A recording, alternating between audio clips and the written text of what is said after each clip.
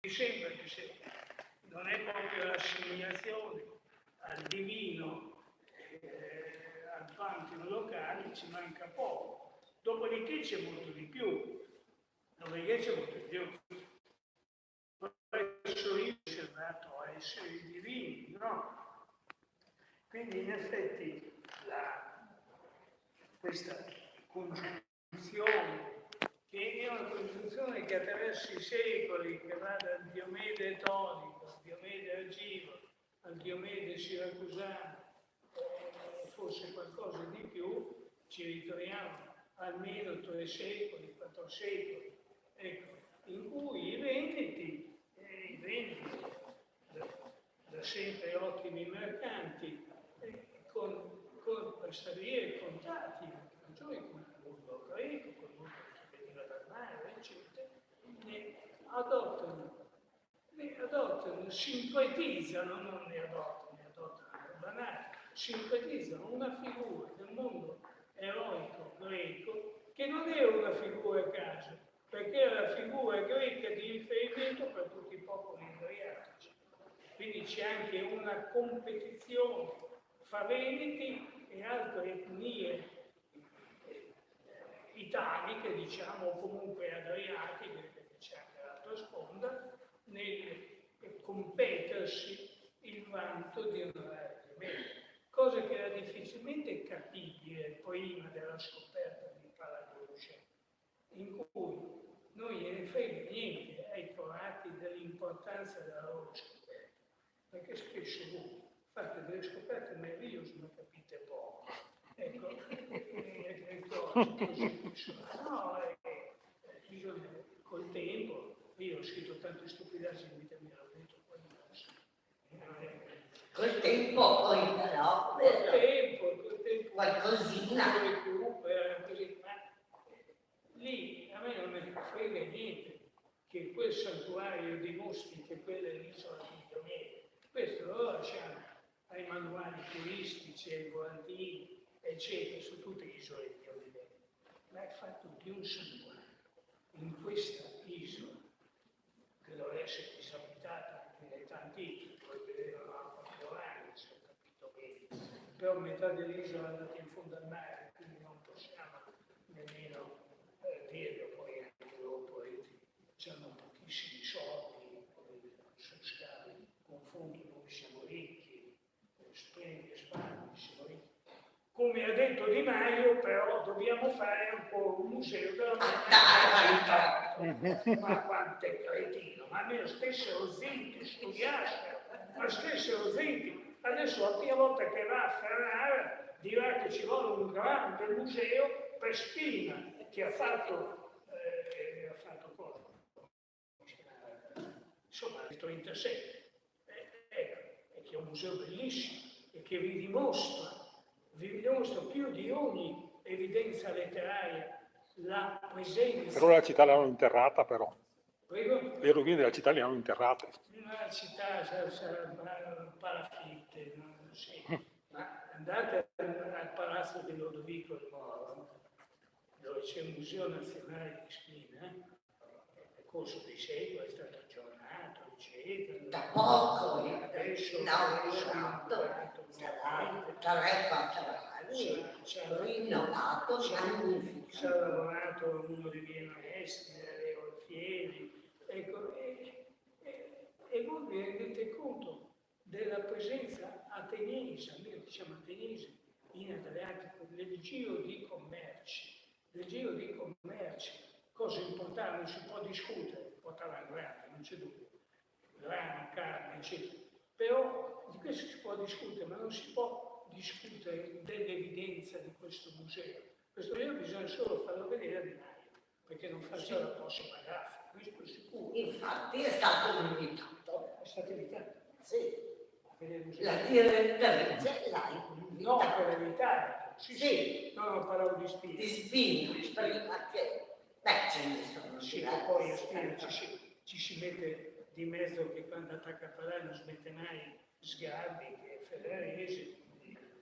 Ecco, cosa volete che vi dica? Andate a vedere il museo di Spina, oltretutto vi chiamava la dottoressa, che adesso è stato rinnovato. Poi a Spina trovate dei vasi con delle firme di artisti che non avete nemmeno al Museo Nazionale Archeologico di Antiochia. Perché? Perché i vasi delle esportazioni erano sempre più pregiati. Ecco, però questo vi dice il giro di traffici che c'era quando Spina era un emporio etrusco che però aveva tutto un quartiere greco, tanto che i greci la chiamavano polis, e di fatto poi invece era solo il porto, la porta mare di Bologna, da Felsi etrusco, insomma, anche di questo si può discutere, ma della realtà delle necropoli del museo non si discute. Per rispondere al Signore, sì, purtroppo ci sono solo papaveri nei campi di grano, sembra di sentire una canzone di De André quando uno arriva a Spina. La prima volta per me è stata una delusione così profonda. C'ero andato in bicicletta da Comacchio, mi sembra. Sì, da Comacchio. Da Comacchio, andato in bicicletta, poi trovo un'opera tedesca, un professore tedesco di consorte che mi domanda: ma dov'è Spina? Dico, non c'è, però è anche difficile conservare una vita vera, abbiamo l'archeologa militata, militato su palafite, eccetera. E poi il terreno conserva anche, in ogni caso la ricchezza di questi necropoli è una cosa strabiliante, ma non solo Spina, la Dell'Ago, in forma più ridotta come commercio, perché non ha ospitato commerci ateniesi in forma così diffusa. Andate a Mantova, il piccolo antiquarium del Forcello, cosa vi dice? A Mantova hanno trovato, credo, 2000 maiali, ma anche se fossero 1000 non era poco, che avevano solo le zampe davanti.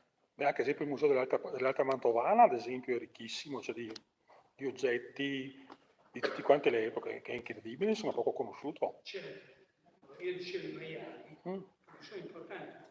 I maiali con 2 zampe sole, o sono delle gru, o si sono mangiati i prosciutti. Quindi esportavano carni salate, dico una sciocchezza. Qui arrivava la Florida Padania, aveva a importare grano, perché Atene non ne produceva, aveva deciso di non produrre. È un grande archeologo, non so se la nostra Marianza lo contesta, però Svalè dimostrò, io dico dimostrò, e poche volte dopo lo ripeto dimostrare, che dinanzi a esportazioni di ceramica così densa, massiccia, per di Spina, l'oggetto dell'importazione non poteva essere quello. E io ho questo credo profondamente, poi gli ateniesi dovevano mangiare. Pensate che nell'età più nera delle guerre del Peloponneso, nell'età più nera, Atene mangiava con grano padano, quel poco che arrivava, naufragi, eccetera. Tutti gli altri grandi mercati granari, a partire dalla Sicilia, spedizione di Sicilia, erano tutti chiusi, di Nido, la Melotide era chiusa, poteva mangiare solo con grano padano. Ed è la stessa situazione di fame che si ricreerà, mutatis, molto mutandis, all'età di Alessandro Magno, quando quando Alessandro affama Atene. Allora gli ateniesi si ricordano che 100 anni prima importavano grano in Adriatico e per la prima volta fondano una colonia adriatica nel mondo. È cambiato così in fretta che non hanno fatto in tempo di mangiare di nuovo brioche, ultimamente Maria Antoinetta. Ci sono altre domande perché la signora si è imposta un po' maleducatamente. Allora, era per farmi prima la signora, no, era per farmi cadere nel panello. Io non so come siete fatti voi archeologi. Tra l'altro la signora archeologa Benemerita in Veneto è stata direttrice del Museo Nazionale di Este, insomma, non è certo l'ultima venuta. Signora? No, lei ci vanta origini di fondazione da parte di Diomede. Vuol venire qui che forse sentiamo Ma meglio. io porto la mano. O se no, diamo il... se si può stare. Dicevo di Lecce che vanta, perché abbiamo parlato della Daunia, lei ha parlato della Daunia. Certo. Ecco, anche Lecce vanta la storia di Diomede che sarebbe passato, avrebbe fondato la città. E ci sono delle testimonianze, ci sono degli scontri. Non ho capito la città che lei ha nominato. Lecce. Lecce, c'è Brindisi, troviamo tutto quello che lei vuole. Ma So non che i Lecce. francesi, i brindisini, non corre buon sangue. Con i parigi ancora peggio, no? Sa, Dio mio, non mi viene in mente niente che leghi a Lecce, che poi Lecce è una città romana, per quanto ne so io, ci sono tutti questi insediamenti messapici intorno, Cavallino, eccetera. Mentre invece a Brindisi Diomede marcia alla grande, marcia in due età, l'età arcaica come Diomede torico e l'età ellenistica quando Diomede torna a essere torico e diviene l'emblema di un principe dell'Epiro che è al contempo zio e cognato di Alessandro Magno che era Alessandro il Moroso. Sì, alla grande, e poi tutta la zona della Daunia. La Daunia, come lei si muove, Diomede le parla dappertutto e probabilmente anche le stesse stelle Daunia che dovrebbero adesso dichiarare patrimonio dell'umanità, almeno così mi hanno chiesto una conferenza in questa occasione, speriamo che lo facciano, una conferenza. La Daunia c'ha Arpi, che è l'antica Algeria fondata da Diomede, c'ha Siponto, fondata da Diomede. La Daunia è diomedea per eccellenza, poi c'ha dei detriti che sono isole diomedee, poi c'ha delle saghe che lo legano a Diomede che aveva costellato il suo territorio con pietre che erano state zavorra delle navi e che erano pietre delle mura di Troia. Queste erano pietre fantastiche, perché se voi le levavate dal terreno, cippi gonfiali, queste volavano e ritornavano.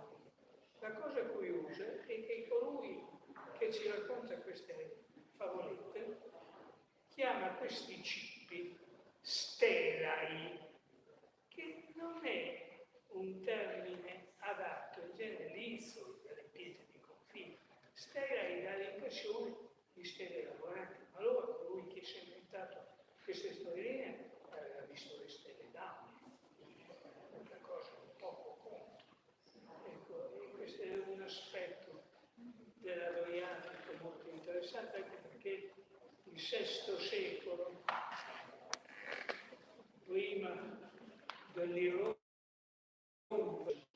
dei commerci ateniesi, che poi è stata come l'invasione di una grande potenza in un'economia molto più povera, ha sconvolto tutto Atene, popoli adriatici, dava gente, commerciava, farò, poi c'è stato questo sconvolgimento, ma prima di questo sconvolgimento voi dovete pensare a una grande Daunia che ampliava il suo orizzonte culturale e commerciale da parte degli adriani. Noi ricordiamo ceramica Daunia in Istria.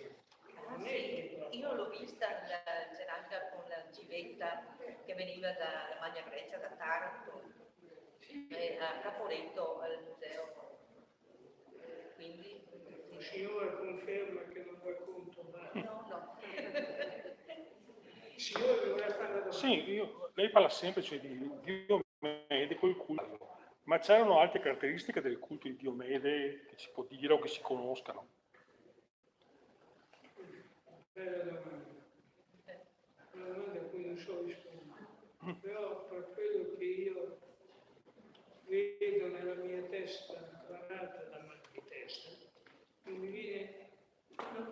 viene in mente altro che il cavallo, il quale cavallo, come tutti voi sapete benissimo, è un qualcosa di molto, molto, molto legato al mondo veneto. Pensate anche alle sepolture di cavalli, eccetera. Tutte cose sono tangibili, una realtà che c'è. Non è facile sempre dare una spiegazione, ma chiaramente una connessione con Dio, se non mi si può, una connessione, non mi si sta chiacchierando, una connessione con Dio probabilmente c'è, ecco, probabilmente c'è. Non è facile, ma non per Dio, non è facile per tutti questi eroi disseminati in Occidente, non solo in Adriano, vedere quali sono le pratiche culturali del naufragio di tutti i nostri eroi che affiorano delle notizie così. Menerao, che non so quale tempio del Salento fa la fervotiva delle babbucce della notte di sua moglie.